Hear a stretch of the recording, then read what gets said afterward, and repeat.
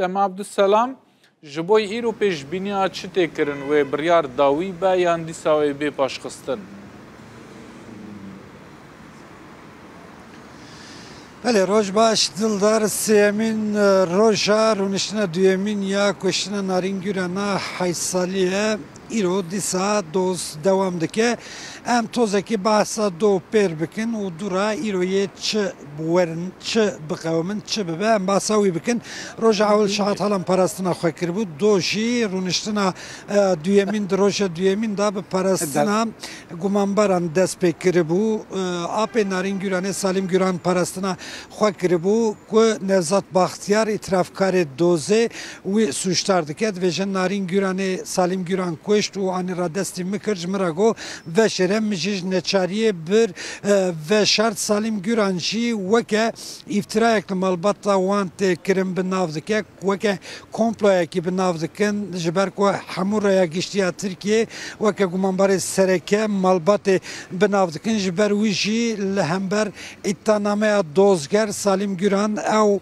tometa ku li wan tê kirin bi tu awayî qebûl nakin. Dibêje kiryarê vî dozê kiryarê kuştina Narîngûranê Nevzat Baxtiyarê bi vî şeklî xwe parast. Piştî Salîm Güran jî ja vê carê Nevzat Baxtiyar û parêzerê wî xwe parastin. Nevzat Baxtiyar ku îtirafkar e li cendirmeyan dîfadeya xwe de gotibû Narîngûranê min nekuşt lê min bir wî veşart ji ber tehdîtê li ser min yê ku ji aliyê Salîm Güran ve ji bo me hatin ew bi her awayî red dike ku destwerdana wî kuştina Narîngûranê da hebe ew dibêje malbata Güran min sûcdar dikin lê failên esasiyê kuştina Narîngûranê malbata Narîngûranın û Salîm Güran bi nav dike.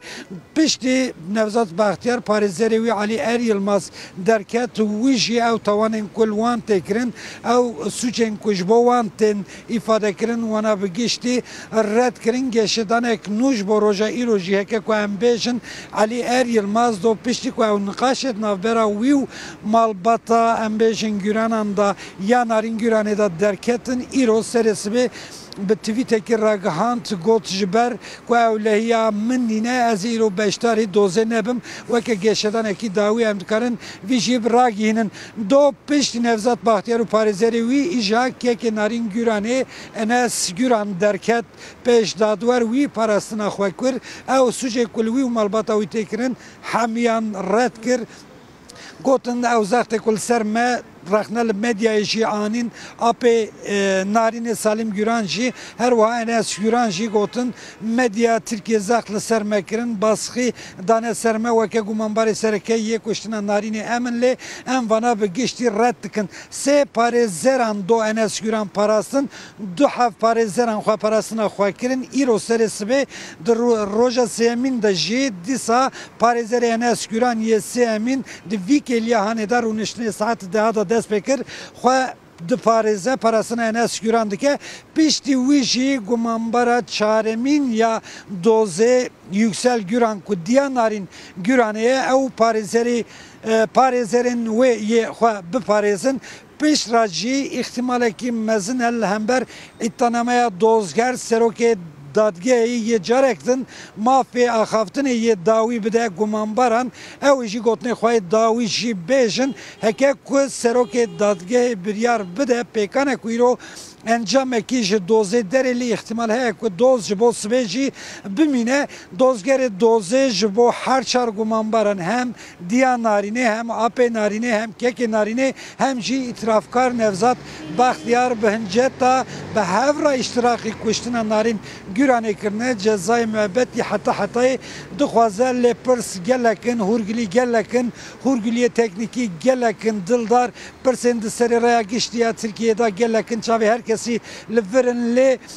biryarekî teqas ji vir derê jî narînê kê kuştiye û çima kuştiye her du pirs di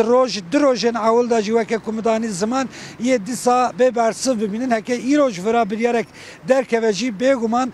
proseyekî dirêj ya dadgehkirinê he rêya temîzê vekiriye piştra jî ev doza yê biçe dadgeha bilind li wir jî heke ku îtirafên nû ihtimale ku derkevin yek derkeve bêje narîngûranê filan kesê filan hincetî kuştiye wê çaxê dibe ku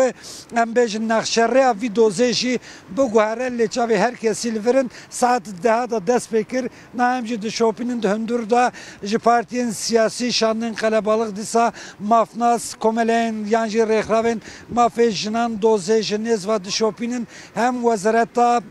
malbat û polîtîkayên civakî hem baroya Amedê hem saziyên civaka sivîl bi hev re hundur dane saet deha da dest pê kiriye ihtimale ku îro di derengiya şevê da weke min got biryar jî derkeve lê eger heye ku serokê dadgehê biryarê bêle bo sibê bêguman ev jî li gor pêşatên nava rojê de diyar bibe em jî kelî dişopînin dildar. Ez bote Abdüselam King jî te ji Amedê ev agahî dan.